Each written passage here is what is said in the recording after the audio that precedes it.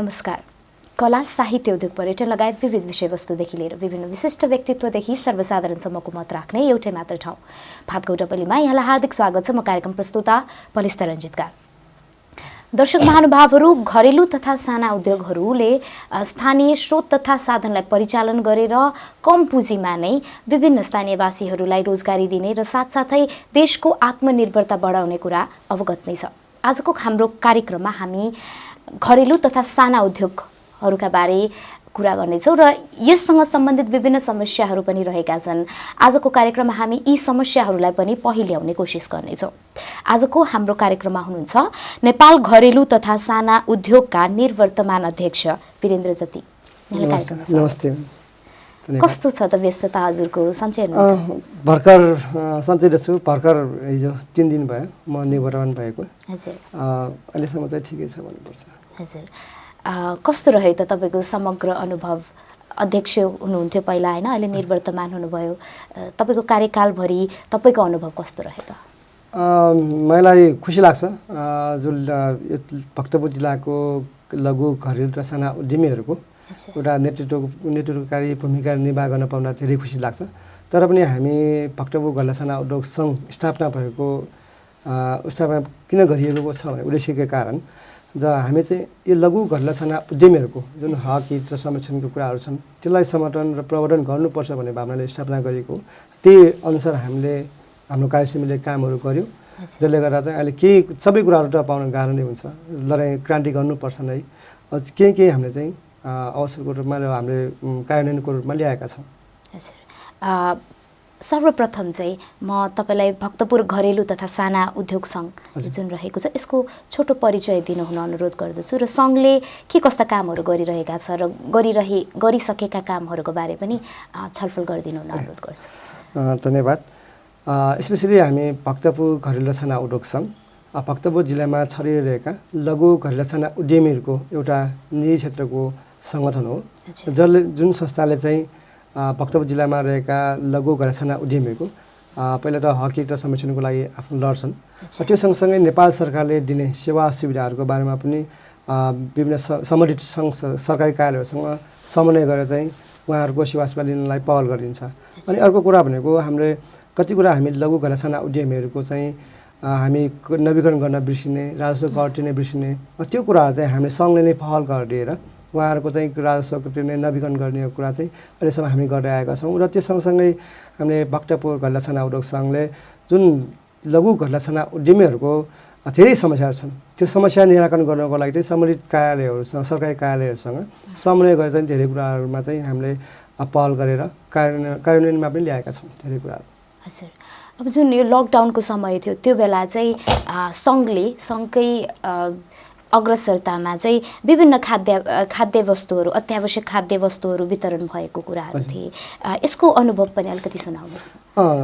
एकदम अब त्यो बेला हामी भक्तपुर घरेलु साना उद्योग सङ्घका जो सदस्यहरू छन् त्यो सँगसँगै गैर सदस्यहरू पनि हुनुहुन्छ। लकडाउन भइसकेपछि सबै उद्योग लगभग सबै बन्द भइसकेको अवस्था छन्। त्यो टाइममा हामीले भक्तपुर घरेलु र साना उद्योग सङ्घले जिल्ला प्रशासन कार्यालय र महानगरीय परिसरसँग समन्वय गरेर अनि त्यो सँगसँगै हामीले घरेलु साना उद्योग कार्यालयसँग समन्वय गरेर चाहिँ अब यसलाई चाहिँ हामी लकडाउनको रूपमा स्वीकार्नै पर्छ यो विश्वभरि आएको रोगले गर्दा। अनि त्योसँग चाहिँ हामीले अब खाद्यान्न अभाव नहोस् भने चाहिँ हामीले खाद्यान्नसँग सम्बन्धित उद्योगहरूलाई चाहिँ जिल्ला प्रशासन कार्यालयसँग समन्वय गरेर उहाँलाई चल्न लगाउने कामहरू हामीले गऱ्यौँ। अनि त्यो सँगसँगै हामीले चाहिँ यो भक्तपुर जिल्लामा रहेका विकट गाउँहरू छन् त्यहाँ पनि अब खाद्यान्नको पहुँच पुगोस् भनेर चाहिँ हामी सङ्घले नै पहल गरेर साल त्रिदिनसँग समन्वय गरेर त्यहाँबाट चामलहरू ल्यायौँ, नुनहरू ल्यायौँ। अनि यहाँ भक्तपुरमा रहेका खाद्यान्न व्यवसायहरूसँग समन्वय गरेर चाहिँ उहाँहरूको चामलहरू गाउँसम्म चाहिँ हामीले पुर्यायौँ र सहज रूपमा चाहिँ हामीले पुर्याएर चाहिँ उहाँले सहयोग गरेका थियौँ हामीले। हजुर। अब यो लकडाउनकै कुरालाई अनुभवहरूलाई सुनाउनु पर्दाखेरि चाहिँ कतिपय साना उद्योगहरूले चाहिँ आफू बन्द हुने अवस्थामै पुगेको कुराहरू पनि राखेका थिए र साथसाथै अहिलेसम्म पनि साना उद्योगहरूका लागि विभिन्न समस्याहरू छन्।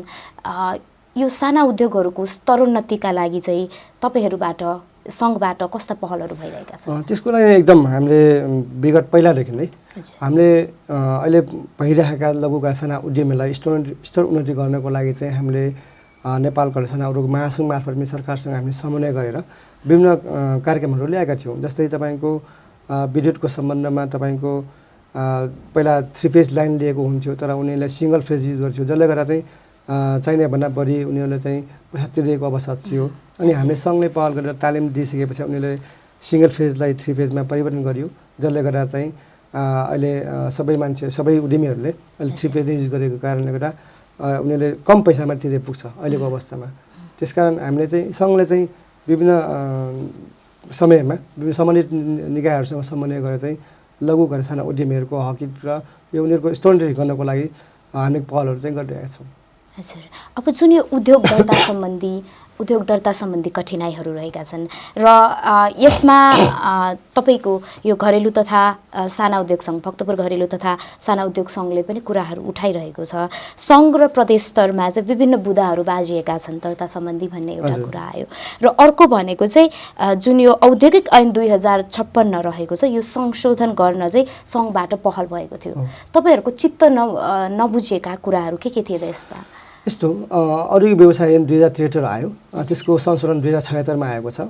त्यसमा के लेखेको छ भने दफा 15 मा के लेखेको छ भने चाहिँ लघु उद्यमीहरूले चाहिँ यदि लघु उद्यमी अन्तर्गत महिलाले उद्योग खोलेको खण्डमा त्यसमा 5 वर्ष 2 वर्ष चाहिँ 5 वर्ष चाहिँ कर छुट कुनै पनि आयकर तिर्नु पर्यो भनेर लेखेको छ।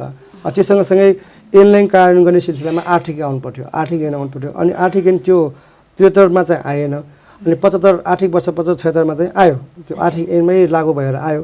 अनि त्यसमा चाहिँ के लेखेको छ भने चाहिँ महिला लघु उद्यम दर्ता गरेर महिलाको नाममा लघु उद्यम दर्ता गरिएको छ भने थप 2 वर्ष चाहिँ आयकर तिर्नु परेन भनेर आयो। अनि त्यससँग चाहिँ आर्थिक वर्ष 76-77 मा फेरि आयो। फेरि यो लकडाउनको कारणले गर्दा चाहिँ महिला उद्यमीहरूले लघु उद्यम दर्ता गरिएको खण्डमा उसले 10 वर्ष चाहिँ आयकर तिर्नु परेन भनेर आयो। तर त्यति हुना पनि तर हामीले त्यो जुन ऐनले व्यवस्था गरेको आर्थिक ऐनले व्यवस्था गरेको कुराहरू छुटहरू अहिलेसम्म हामीले पाउन सकेको अवस्था छैन। अनि हामीले सम्बन्धित कार्यालयसँग समन्वय गऱ्यौँ। चाहिँ के भएको रहेछ त भन्दाखेरि उहाँहरू चाहिँ अडिट गर्नुपर्छ, तपाईँहरूले अडिट गरेपछि चाहिँ यो पाउँछ। अब हामी सानसाना उद्यमी जति यी 1 2 3 4 नजानेमा जो उद्यमी छन् उनीहरूले चाहिँ कसरी चाहिँ अडिट गर्छ त, उनीहरूले कसरी हिसाब किताब राख्छ त? हामीले के भन्छ भने जो D1 D2 D3 फर्म भने हुन्छ, त्यसमा चाहिँ कुनमा चाहिँ राखेर चाहिँ गर्दा चाहिँ उहाँलाई सहजीकरण हुन्छ त, किनभने व्यवहारिक हुन्छ त। उनीहरूले कर त तिर्न चाहन्छ तर राज्यले दिएको सुविधाहरू दिनबाट हामी वञ्चित भयौँ। त्यसकारण चाहिँ यसलाई चाहिँ D1 मा चाहिँ राखेर चाहिँ गर्न सकेको भए हामीले ऐनले दिएको सुविधाहरू आर्थिक ऐनले दिएका सुविधाहरू हामीले लिनलाई अलिकति राम्रो हुन्थ्यो। अनि जो उद्यमीहरू छन् उनीहरूले पनि काम गर्न अझ उत्साहित हुन्छ भने चाहिँ हाम्रो धारणा छ। तर उहाँले चाहिँ अहिले D3 फर्म भनेको अडिट गरेको खण्डमा चाहिँ तपाईँहरूले यो पाउनुहुन्छ भन्छ। अब हामी जस्तो सानसाना उद्यमीहरूले कसरी हिसाब किताब राख्ने हो के गर्ने हो त्यो त थाहा छैन। जो 1 2 3 4 नै थाहा छैन, जो आफ्नै स्वरोजगारको रूपमा काम गरिराख्नु भएको छ उनीहरूले कसरी हिसाब किताब राख्न दिन्छ त? त्यस कारण यसको लागि चाहिँ हामी पहल गर्दैछौँ। हजुर, तपाईँको भनाइमा चाहिँ जुन सरकारले साना उद्योगलाई नभइकन ठुलो उद्योगहरूलाई चाहिँ बढी प्रश्रय दिएको पाइन्छ। एकदम त्यो त अब तपाईँको हरेक वर्षको अर्थमन्त्रीले पेश गर्ने बजेटमा पनि तपाईँले हेर्न सक्नुहुन्छ।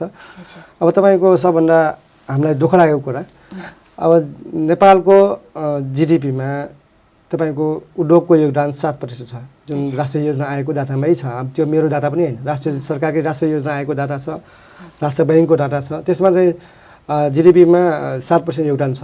त्यसमध्ये पनि 75% यही लघु घरेलु र साना उद्यमीको योगदान छ। त्यति हुँदा पनि जुन राज्यले दिने सेवा सुविधाहरूमा चाहिँ हामी वञ्चित छौँ। उनीहरूले बजेट छुटाउँदा पनि अब ठुला उद्यमीलाई धेरै बजेट, साना उद्यमीलाई सानो बजेट। तर हामीले चाहिँ सरकारलाई के भनेको छ, यो साना उद्योग घरेलु र साना उद्यमीहरू र ठुला उद्योगमा चाहिँ एउटै टोकरीमा राखेर चाहिँ व्यवहार गर्नु भएन भन्ने चाहिँ हाम्रो माग हो। यो एउटा तपाईहरूले चाहिँ जुन तपाईँको भक्तपुर घरेलु तथा साना उद्योग सङ्घ छ यसले चाहिँ गो लोकल भनेर एउटा नारा चलाएको छ, गो लोकलसँग पनि समन्वय गरेको छ र यसले चाहिँ स्थानीय स्रोत साधनहरू परिचालन गर्नुपर्छ, स्थानीय सरसामग्रीहरू प्रयोगमा ल्याउनुपर्छ, यस्ता किसिमका तपाईँहरूका अभिभाराहरू रहेका छन्।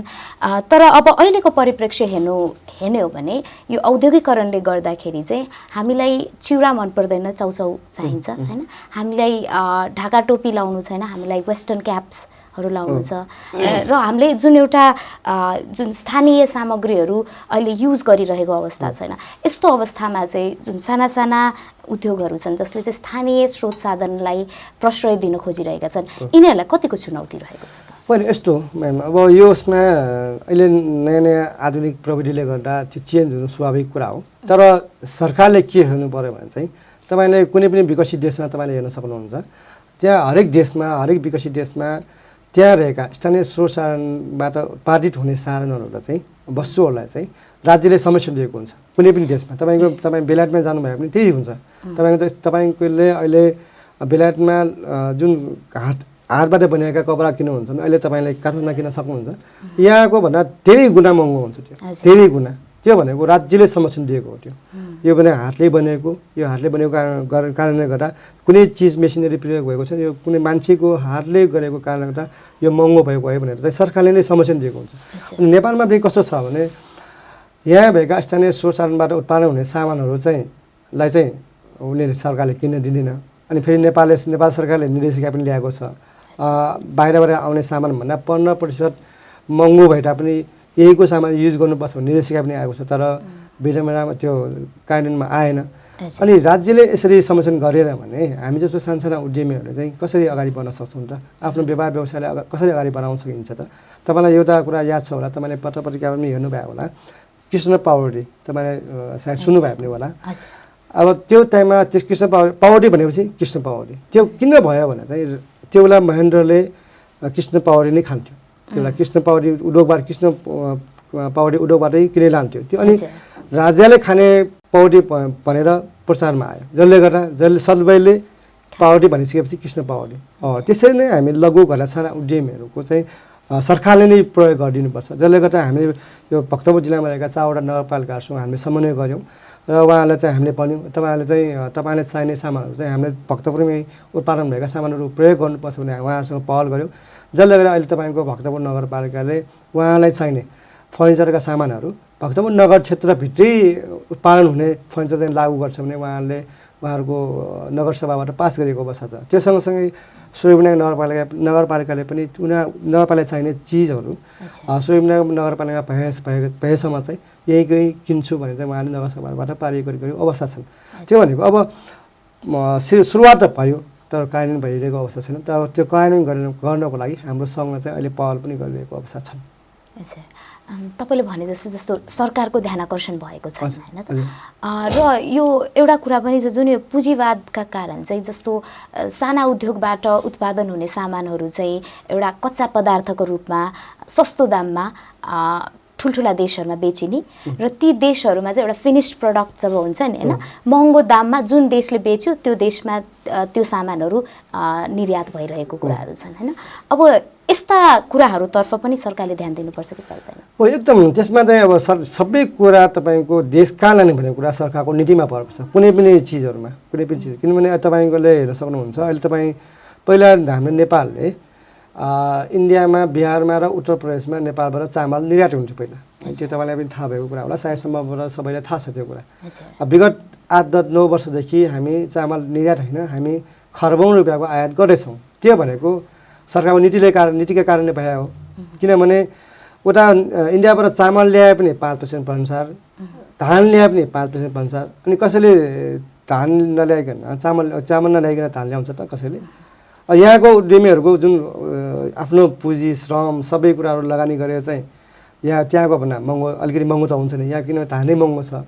इन्डियाबाट चामल सस्तोमा आइसकेपछि अनि यहाँको हाम्रो उद्यमीहरूको जुन मिल छ, उहाँले उत्पादन गर्ने चामल छ, अनि उनीहरूको भन्दा महँगो त्यसै चामलको यहाँको युज कसले गर्छ? बाहिरको त गर्छ। जसले सरकारले चाहिँ के गर्नुपर्छ भन्दा यहाँको चामललाई बिकाउनको लागि इन्डियाबाट आउने चामल चाहिँ अलि भन्सार दर बढी लगाउनु पर्छ। तर अब दुर्भाग्यवश सरकारको नीतिले गर्दा चाहिँ त्यो सम्भव भएन। जसले गर्दा हाम्रो यहाँका तपाईँले अब यो मकवानपुरमा हेर्न सक्नुहुन्छ, तपाईँले नवलपरासीमा हेर्न सक्नुहुन्छ, त्यहाँको अधिकांश उद्योगहरू अहिले बन्द भएको अवस्था छ। अहिले तपाईँलाई सबैलाई थाहा भएको कुरा होला, पहिला थिमीमा, हाम्रो मध्यपुर थिमीमा प्रत्येक घरमा एउटा राइस मिल हुन्थ्यो होइन, प्रत्येक घरमा।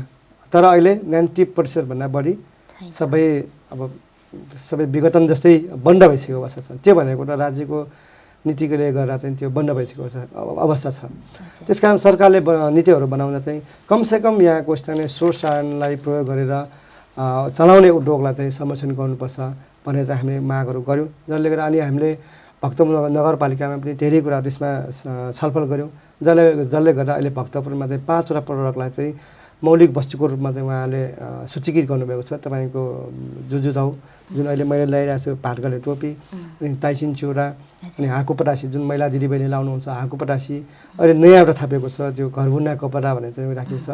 अहिलेसम्म चाहिँ उहाँले 5वटा प्रडक्टलाई चाहिँ जुन मौलिक वस्तु भक्तपुर नगरकै एउटा मौलिक वस्तु भनेर चाहिँ उहाँले सूचीकृत गर्नुभएको छ। त्यसको लागि चाहिँ हामी भक्तपुर नगरपालिकालाई धेरै धन्यवाद पनि दिन चाहन्छु। तर त्यति हुँदा पनि अब नगरपालिका सूचीकृत मात्र गरेर भएन, त्यो प्रवर्धन गर्नको लागि चाहिँ बजेट छुट्याएर चाहिँ उहाँले बजेट छुट्याउनु पर्थ्यो भने चाहिँ हाम्रो माग छ। किनभने अब सूचीकृत मात्र गरेर त भएन, तर प्रवर्धन त गर्नु पऱ्यो।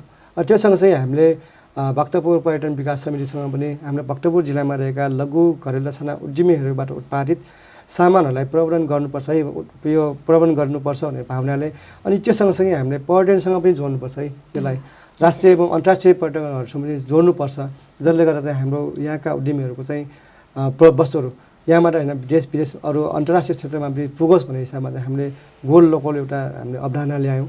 त्यो भनेको स्थानीय रैथानेतर्फ भनेर ल्यायौँ। जसले गर्दा अहिले हामी काम गर्दैछौँ, दाता सङ्कलन गर्दैछौँ। अस्ति एउटा भेला पनि गऱ्यौँ एउटा उद्यमीहरूको, त्यसमा चाहिँ धेरै कुराहरू चाहिँ आएको छ। अब सम्भवतः यो 1 वर्षमा चाहिँ हामी धेरै कुराहरू चाहिँ त्यसमा कार्यान्वयन गरेर लान्छौँ हामी। हजुर, एउटा चाहिँ जुन स्थानीय प्रडक्ट्सहरू छन् तिनीहरूलाई संरक्षण चाहियो। अर्को भनेको चाहिँ अब चाहिँ जुन कुराहरू आउँछ जस्तो कुनै पनि प्रडक्ट बनिसकेपछि त्यसलाई बजारको जरुरत हो। एकदम। अब यो साना उद्योगहरूको परिप्रेक्ष्यमा हेर्ने हो भने चाहिँ बजारको अवस्था कस्तो रहेको छ त? यस्तो हामीले अहिलेको हाम्रो समस्या भनेको जुन बाहिरबाट आउने सामान तपाईँलाई पनि सायद सबैलाई थाहा भएको कुरा हो, जुन चाइनाबाट आउँछन् हेर्दाखेरि एकदमै राम्रो हुन्छ होइन, यसको फिनिस त्यसको डेकोरेसनहरू धेरै राम्रो भएको हुन्छ, प्याकेजिङ पनि त्यही सामान राम्रो गरेको छ। भित्र सामान सानो सामान हुन्छ तर उसको बाकस ठुलो बनिरहेको हुन्छ। जसले गर्दा चाहिँ अनि हामी लघु घरेलु उद्यमीहरूको चाहिँ नेपाल सरकारले पनि अवस्था लिएन त्यसलाई कसरी चाहिँ राम्रो बनाउनु त भन्ने कुरा चाहिँ गर्दा चाहिँ सरकारले त्यसमा ध्यान दिएन। जसले गर्दा हामीलाई त्यो थाहा थिएन कसरी के गर्दा हुन्छ भन्ने कुरा त्यो थाहा भएन। अनि त्यसले गर्दा हामी अरूको भन्दामा हामी एउटा प्रतिस्पर्धा गर्नको लागि त्यसलाई डेकोरेसन गर्न नसकेर हामी अलिकति पछाडि छौँ। अब त्यसको लागि चाहिँ हामी भक्तपुरमा रहेका जुन लघु घरेलु उद्यमीहरूले उत्पादन गर्ने चिजहरूलाई चाहिँ त्यसलाई चाहिँ प्याकेजिङ चाहिँ राम्रो गर्नुपर्छ है भनेर चाहिँ हामीले यो खाद्य विभागसँग हामी समन्वय गरेछौँ, घरेलु साना उद्योग कार्यालयसँग समन्वय गर्दैछौँ। त्यसको सम्भवतः अब 1 हप्ताभित्रमा एउटा प्रोग्राम चाहिँ सायद लन्च गर्छौँ होला हामी।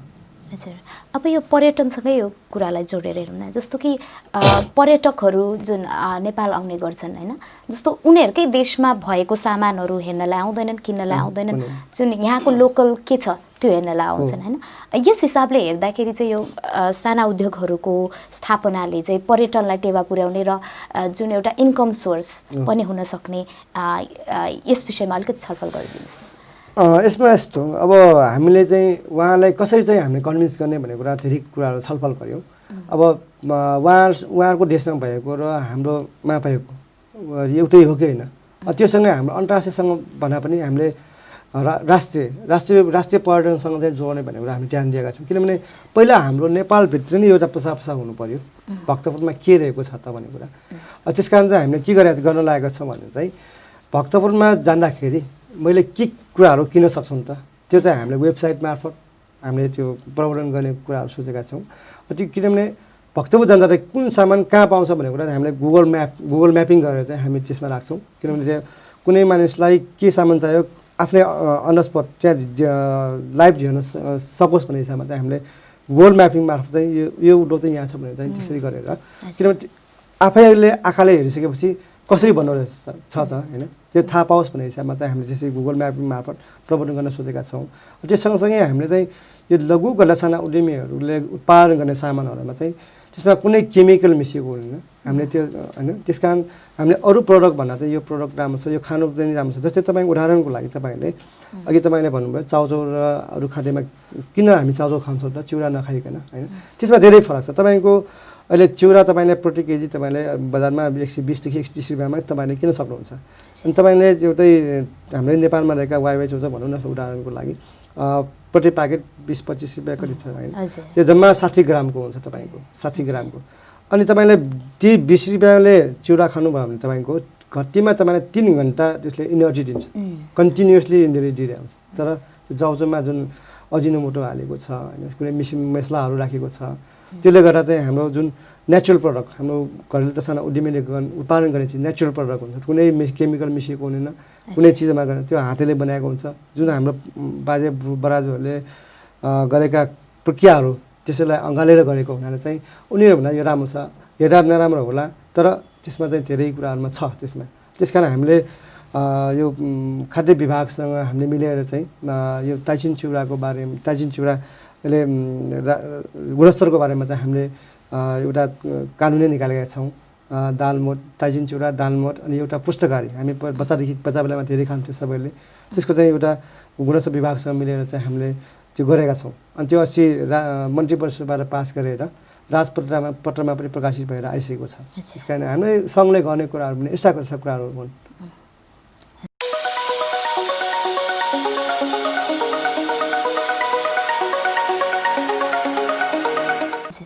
अब यो घरेलु तथा साना उद्योगहरूले धेरै अहिले चाहिँ उदाउन नसकेको अथवा अहिले बिलाउँदै गरेको अवस्था हुन लागेको एउटा कारण चाहिँ नयाँ पुस्तामा चाहिँ पुस्तान्तरण हुन नसक्नु हो एकदम। अब त्यसको लागि पनि हामी यो गो लोकल भन्ने कार्यक्रम पनि त्यसैको लागि आएको। हामी पुस्ता हस्तान्तरण किन भएन सकेन त। अब आउने दिनमा चाहिँ पुस्ता हस्तान्तरण गर्न सकाउनुपर्छ हामीले, किनभने यो पुस्ता हस्तान्तरण गर्न सकेनौँ भने हामीसँग रहेका अहिले कुनै पनि चिज परम्परागत रूपमा रहेका कुनै पनि चिज अहिले हाम्रो माझ रहँदैन। अनि त्यो जुन हाम्रो आउने बच्चाहरूले चाहिँ यहाँ के छ के छैन भने एउटा थाहा नहुने भएकोले हामीले यसलाई पुस्ता हस्तान्तरणको रूपमा लानुपर्छ, गर्न सक्नुपर्छ भने चाहिँ हामी लागेका छौँ।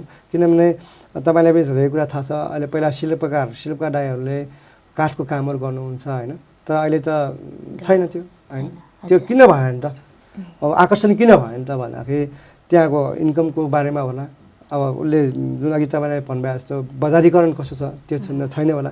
अहिले तपाईँको भुट्टा कोर्ने दाइहरूको अहिले जोसुकै अब शिल्पकार होस् कुनै पनि जातिका होस् गर्ने कुरामा अहिले धेरै कुराहरूमा चाहिँ अहिले परिवर्तन आइसकेको छ। त्यसमा त इन्कम विदेशमा भन्दा अमेरिकामा त जति कमाउन सक्नुहुन्न तपाईँले यहाँ भक्तपुरमा रहेर जुन भुट्टाका काम गर्नुभयो भने तपाईँले अमेरिकामा भन्दा यहाँ 3 गुणा बढी कमाउन सकिन्छ। तर आफ्नो मेहनत हुनु पऱ्यो, आफ्नो लगनशीलता हुनु पऱ्यो। त्यति गरेको भने त हामी विदेश जानै आवश्यक छैन होइन। त्यस कारण अब बुवाले गरेको काम एउटा हाम्रो अस्ति एउटा मिटिङमा पनि भएको थियो अस्ति मन्त्रालयमा, बुबा रोजगारी खोज्दै छोरा रोजगार खोज्दै भने चाहिँ होइन। अब बुबा चाहिँ रोजगारी मान्छेहरूलाई खोज्दैछ, छोरा चाहिँ रोजगार आफ्नो कामको लागि खोजिरहेछ। अब त्यो किन तालमेल मिलिरहेको छैन त होइन। त्यसको लागि चाहिँ हामी अहिले छलफलको चरणमा चाहिँ छौँ। हजुर, अब यो महिलाहरू जुन चाहिँ साना उद्योगहरूमा महिला सहभागिता कतिको छ र महिलाहरूलाई विशेषतया प्रश्रय दिनका लागि चाहिँ कस्ता पहलहरू भएका छन् त? यस्तो भए अब यसमा धेरै कुरा छन् तपाईँको त्यो महिलाहरूको बारेमा चाहिँ होइन। अब सायद नेपालभरिमा धेरै उद्यमी भनेको यो महिलाहरूले सञ्चालित उद्योगहरू हुनसक्ला। त्यो हुनुको कारण पनि अर्को पनि हुनसक्छ। नेपाल सरकारले जुन सेवा सुविधाहरू दिएको छ, तपाईँको महिलाको नाममा दर्ता गर्नुभयो भने तपाईँले 200 रुपियाँमा दर्ता गर्न सक्नुहुन्छ होइन। अनि त्यो सँगसँगै नेपालले धेरै सहुलियत पनि दिएको छ। अनि अहिले मलाई दुःख लागेको कुरा है, मलाई एकदमै दुःख लागेको, म अब 4 वर्ष अध्यक्ष भएँ है। त्यसमा मलाई दुःख लागेको के छ भने नेपाल सरकारले दिएका जुन अहिले पहिला एउटा महिला उद्यमशीलता कोष भने चाहिँ महिलाहरूलाई 5% ब्याजमा सरकारले दियो, ऋण दियो होइन। अनि त्यो दिइसकेपछि उहाँहरूको के काम हो त्यो बन्द भयो। अहिले फेरि नेपाल राष्ट्र ब्याङ्कले नेपाल सरकारले चाहिँ महिला उद्यमशीलता सबैले कर्जा भनेर चाहिँ ल्यायो। त्यसमा तपाईँको 15 लाखसम्म चाहिँ दिने भनेको कुरा छ बिना थितो होइन। उहाँहरूको प्रोजेक्ट नै छिटो राखेर चाहिँ 15 लाखसम्म दिने भन्ने कुरा छ। तर विडम्बना अब सबै ब्याङ्कले दिनु पर्थ्यो। सबै ब्याङ्कलाई राष्ट्र ब्याङ्कले निर्देशिका पनि जारी गरिएको छ, कार्यविधि बनेको छ होइन, नियमावली बनिएको छ। हजुर। यति हुँदा पनि हामीले जुन निजी क्षेत्रको ब्याङ्क, जुन राष्ट्र सरकारकै ब्याङ्क, जुन राष्ट्रिय वाणिज्य ब्याङ्क भनौँ, नेपाल ब्याङ्क भनौँ, तर हामीले सजिलै लिन सकिरहेको अवस्था छैन। त्यो एउटा विडम्बना मान्नुपर्छ। किनभने त्यसमा के छैन, त्यसमा नेपाल सरकारले दिने कुरा सबै छ, कार्यविधि छ, निर्देशिका छ, नियमावली छ। त्योभन्दा अरू के चाहियो त? त्यति हुँदा पनि हामीले सहज रूपमा नेपालभरिका दिदीबहिनीहरूले चाहिँ लिन सकिरहेको अवस्था छैन। जसले गर्दा अहिले कोभिडको कारणले गर्दा थलिएका उद्योगहरू जुन आएको छ, त्यो सरकारले यसरी गर्यो भने तिमीहरू माथि आऊ भने चाहिँ गरिएको छ। तर लिन नसकेको कारणले गर्दा हामी अझ पनि पछाडि छौँ। अनि एउटा नेपाल सरकारले अर्को कुरा भनेको पूर्ण कर्जा ल्याएको छ। त्यो एउटा राम्रो पक्ष हो है, पूर्ण कर्जा पैसा कम ब्याजमा दिने भनेर आएको छ, त्यो एकदम राम्रो पक्ष हो। तर हामी लघु घरेलु र साना उद्यमीहरूले ऋण लिँदाखेरि हामी अब थाहा नभएर हुनसक्छ होइन, आफ्नो उद्योगको नाममा ऋण लिएको हुँदैन। अनि ऋण लिँदाखेरि आफ्नो पर्सनल नाममा लिएको हुन्छ। अनि जुन पूर्ण कर्जा भनेको त उद्योगकै नाममा लिएका ऋणहरूलाई चाहिँ दिने हो त्यो। अनि त्यो सरकारले ल्यायो, अनि कसलाई फाइदा भन्दाखेरि वास्तवमा ल्याएको लघु घर साना उद्यमीहरूको अलिकति प्रबन्धन होस् भनेर ल्यायो। तर त्यो कसले युज गर्यो भने चाहिँ ठुला उद्यमीले युज गर्यो। तपाईँको हिजो अस्ति पत्रिकामा हेर्नुभयो, एउटा खरबौँ रुपियाँ चाहिँ पैसा भइसकेको छ। त्यसमा तपाईँले राम्रोसँग हेर्नुभयो भने त्यो सायद मलाई जहाँसम्म लाग्छ 1% पनि यो साना उद्यमीले लिएको चाहिँ छैन होला त्यसमा। त्यो भनेको त्यस कारण अब त्यसमा हाम्रो पनि कमजोरी होला। अब हामीले पनि एउटा ब्याङ्कलाई बुझाउनु पनि डाटाहरू बुझाउन सकेर गाह्रो साह्रो भएर हामीलाई पैसा चाहिने त हो नि। आफ्नो उद्योगको नाममा नलिकन व्यक्तिगत रूपमा जुन ऋण लियो, अहिले मात्र होइन, तपाईँको भूकम्प आउँदा पनि त्यसै भएको थियो है। भूकम्प आउँदा पनि नेपाल सरकारले 6 महिनाको ब्याज तिरिदिन्छु भनेको थियो। अनि त्यो बेला पनि हामी लघु साना भक्तपुरमा खोज्यौँ, यो पुरै सबैसँग फोन गरेर सोध्यौँ, कसैको पनि थिएन, कसैको पनि उद्योगको नाममा ऋण लिएको थिएन, पर्सनल लोनको सबैको थियो। तर अब जुन सरकार दिन्छु भनेको कुरा पनि हामीले आफ्नै कमजोरीले गर्दा हामीले लिन सकेनौँ। त्यस कारण म सम्पूर्ण लघु गरेर सानो उद्यमीहरूलाई चाहिँ के अनुरोध गर्न चाहन्छु भने चाहिँ यदि तपाईँहरूलाई व्यवसायको लागि ऋण लिएको हो भने तपाईँले पर्सनल रूपमा ऋण नलिदिनुहोस्, तपाईँले उद्योगकै नाममा लिइदिनुहोस्। किनभने अब आउने दिनहरूमा प्राकृतिक रूपमा के आउँछ के आउने थाहा नहुने भएकोले कमसेकम पनि राज्यले चाहिँ त्यो बेलामा दिने सेवा लिन सक्नको लागि हामीले चाहिँ आफ्नै उद्योगको नाममा ऋण लिएर आफ्नो व्यवसाय सञ्चालन गर्नको लागि म चाहिँ पूर्ण एकदम आत्मीका साथ म अनुरोध गर्न चाहन्छु। अब कमसेकम आउँदा दिनहरूमा त्यस्तो कमजोरी नहोस् भन्ने चाहिँ भन्न चाहन्छु। हजुर, भक्तपुरको समग्रको कुरा गर्दाखेरि चाहिँ यो साना उद्योगहरूको तथा उद्यमीहरूको अवस्था कस्तो रहेको छ त? त्यसमा हाम्रो घरेलु साना उद्योग कार्यालयमा हालसम्म दर्ता भएका तथ्याङ्क अनुसार हामी कहाँ लगभग 12,000को हाराहारीमा उद्योग दर्ता छन्। अनि हाम्रो प्रक्षेपण चाहिँ के छ भने लगभग 12,000 मध्येमा चाहिँ 30 देखि 40% चाहिँ उद्योग सञ्चालनमा छन् भने चाहिँ हामीले प्रक्षेपण गरेका छौँ। यति चाहिँ चलेको हुनुपर्छ भने चाहिँ अब डाटा चाहिँ क्लियरली डाटा आएको छैन, तर पनि हामी त्यसको लागि प्रयास गर्दैछौँ कति उद्योग सञ्चालन छन् भन्ने कुरा। अब त्यसमा भक्तपुरमा रहेका अलि यो चिउरासँग सम्बन्धित कुराहरू अलिकति चाहिँ राम्रो छन् अहिलेको सन्दर्भमा। अनि कति कुरा त भक्तपुर नगर क्षेत्रभित्र चाहिँ यो काम गर्न गाह्रो भएको कारणले गर्दा बन्द भइसकेको अवस्था छ। तपाईँको यो 15 वर्ष अगाडि चाहिँ 42वटा थियो होइन, अहिले लगभग सायद मेरो त मुस्किलले 8वटा चलेको होला भक्तपुर नगर क्षेत्रभित्र। अनि अहिले चामुण्डा नगरपालिकामा चलिरहेको छ, सूर्यमन्दिरमा चलिरहेको छ, मधेपुरमा चलिरहेको छ, अलिअलि, त्यो पनि धेरै चाहिँ छैन, अलिअलि चलिरहेको छ। अनि अर्को कुरा भनेको अहिले जुन हातबाट बनाउने सामानहरू, हस्तकलाका सामानहरू चाहिँ हल्का फुल्का चलिरहेको छ। अनि यो पर्यटनसँग सम्बन्धित जुन उद्योग हस्तकलाका सामानहरू छन्, अहिले पर्यटन नआएका कारणले गर्दा चाहिँ अलिकति ओझेलमा परेका छन्। अनि अर्को कुरा मलाई सबभन्दा खुसी लागेको कुरा, जुन यहाँका बहिनीहरू दिदीबहिनीहरू चाहिँ जो आफूसँग भएका सिपलाई युज गरेर चाहिँ अहिले ब्युटी पार्लरको क्षेत्रमा आउनुभएको छ, अनि टेलरिङ क्षेत्रमा आउनुभएको छ, त्यसको लागि धेरै खुसी लाग्छ। किनभने त्यो भनेको एउटा आफूसँग भएको सिप प्रयोग गरेर चाहिँ जुन अलिअलि पैसा कमाउनु भएको छ। तपाईँले हेर्नु सक्नुहुन्छ, तपाईँको यो अहिले अलि राम्रोसँग हेर्ने भनेको यो ब्युटी पार्लर सेक्टरमा सञ्चालन गर्ने उद्यमीहरू चाहिँ अलिकति अरू महिला दिदीबहिनीहरू भन्दा अलिक एक्टिभ जस्तो लाग्छ कि मलाई चाहिँ। किनभने उहाँहरूको लुगा लाउने स्टाइल, उहाँहरूको होइन अब राम्रो बनाउने सौन्दर्यको कुरा पनि सौन्दर्यको कुरा भयो। त्यसले गर्दा चाहिँ अरू अरू उद्यमीहरू भने चाहिँ अलि उहाँहरू चाहिँ अलिकति एक्टिभली अब इकोनोमिकली पनि उहाँहरू अगाडि छ भने चाहिँ मलाई लाग्छ है। त्यसैले सबै कुराहरू त्यो होइन, अब सबै कुरा आफ्नो मेहनत छ भने सबै ठाउँमा राम्रो त हुन्छ नै, तर मेहनत हुनु पऱ्यो, आफ्नो लगनशीलता हुनु पऱ्यो। अब त्यो हिसाबमा गरिसक्यो भने त त्यो मात्र होइन, सबै ठाउँमा चाहिँ गर्न सकिन्छ। हजुर, भविष्य चाहिँ कस्तो देख्नुहुन्छ त तपाईँले साना उद्योगहरूको उद्यमीहरूको?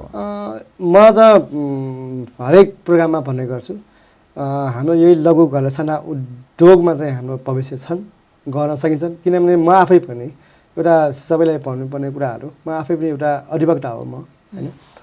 मैले LLB 2086 सालमा मैले क्लियर गरेको थिएँ। मैले म्यानेजमेन्टमा पनि ब्याचलर गरेको छु, लमा पनि ब्याचलर गरेको छु।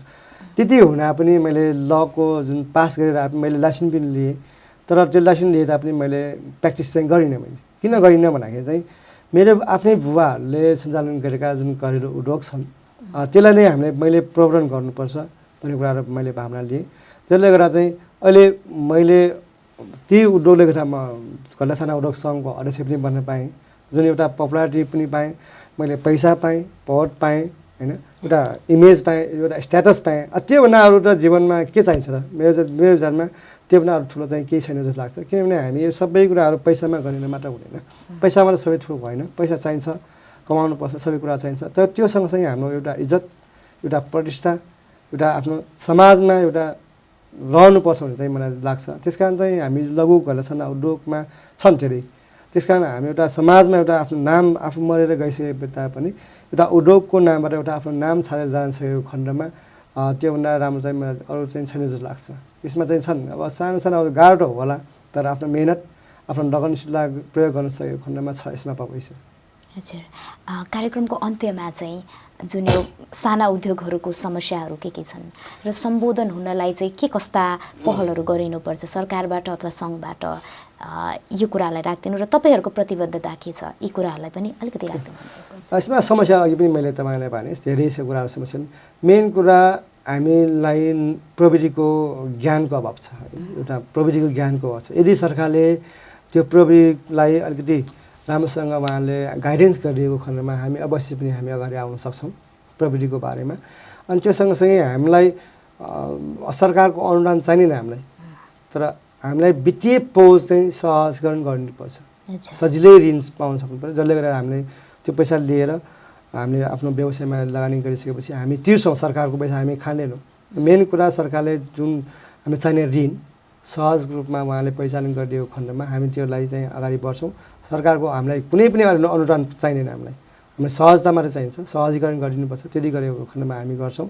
त्यो सँगसँगै हामी नेपाल सरकारले चाहिँ यी लघु घरेलु साना उद्यमीहरूले पालन गर्ने सामानहरू चाहिँ बजारको लागि प्रवर्धन गरिदिएको खण्डमा अझ सुनमा सुगन्ध हुन्थ्यो। अनि विदेशबाट आउने सामानलाई चाहिँ बढी कर लगाएर चाहिँ प्रतिस्थापन गर्न खोजेको खण्डमा चाहिँ हामी अवश्य पनि अगाडि आउन सक्छौँ। यदि त्यसो गर्न सकेन भने हामी नेपालभित्र रहेका लघु घरेलु साना उद्यमीहरू हामी अगाडि बढ्न सक्दैनौँ। जुन जहिले पनि अब उत्पादन त गर्छ, बिक्री गर्न नसकेर ऊ फ्रस्ट्रेट हुन्छ, अनि फेरि भएका उद्योगहरू पनि बन्द हुन्छन्।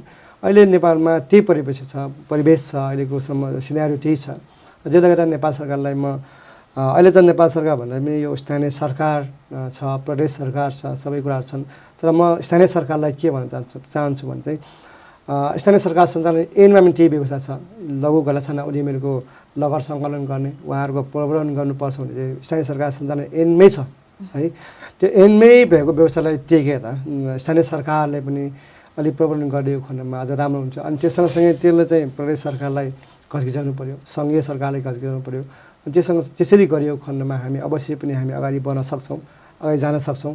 अनि जुन नेपाल सरकारको समृद्ध नेपाल सुखी नेपाल भन्ने एउटा नारा पनि छ, त्यो नारा मात्रै राख्ने हो भने त कुनै अर्थ रहँदैन। यदि त्यसलाई सार्थक रूपमा अगाडि बढाउने हो भने नीति नियममा परिवर्तन गर्नुपर्छ, जुन लघु घरेलु साना उद्यमीहरूको प्रवर्धन गर्नुपर्छ, उहाँहरूको हक हितलाई संरक्षण दिनुपर्छ। यति गरेको खण्डमा चाहिँ मलाई जहाँसम्म लाग्छ यो अवश्य पनि आउला 10 वर्षमा चाहिँ हामी अलिकति परिवर्तन हुन्छौँ, चेन्ज हुन्छौँ, हामी आयातलाई चाहिँ प्रतिस्थापन गर्न सक्छौँ भन्ने चाहिँ लाग्छ मलाई चाहिँ। सर, आशा गरौँ तपाईँले आश गर्नुभएका जति पनि परिवर्तनहरू छन् त्यो हामीले देख्न पाऊँ र कार्यक्रममा आएर आफ्ना कुराहरू राखिदिनु भयो, समस्याहरू राखिदिनु भयो घरेलु उद्योगहरूको, यहाँलाई धेरै धेरै धन्यवाद। तपाईँलाई पनि हाम्रो जुन घरेलु साना उद्यमीहरूको समस्या निराकरण कसरी गर्ने भन्ने कुरा जुन मलाई बोलाएर राख्ने अवसर दिनुभएको छ, तपाईँलाई पनि धेरै धन्यवाद हाम्रो सङ्घको तर्फबाट आउने दिनमा पनि यस्तै तपाईँहरूको साथ सहयोगको अपेक्षा पनि गर्दछु धन्यवाद दर्शक महानुभावहरू हामीले आज हाम्रो कार्यक्रममा घरेलु तथा साना उद्योगहरूका बारे कुराकानी गऱ्यौँ र के समस्या छन् र सम्बोधन हुनलाई के कस्ता पहलहरू गरिनुपर्छ र सम्भाव्यताहरू के छन् त यस विषयमा आजको कार्यक्रममा हामीले समग्रमा छलफल गऱ्यौँ। यहाँलाई कार्यक्रम कस्तो लाग्यो? कार्यक्रमका बारे तपाईँहरूको कुनै प्रतिक्रिया छ भने bhatgautelevision@gmail.com मा आफ्ना सुझावहरू पठाइदिनु हुन अनुरोध गर्दछु। तबसम्मको लागि म कार्यक्रम प्रस्तुता पलिस्ता रञ्जितकार यहाँबाट बिदा हुन चाहन्छु। नमस्कार।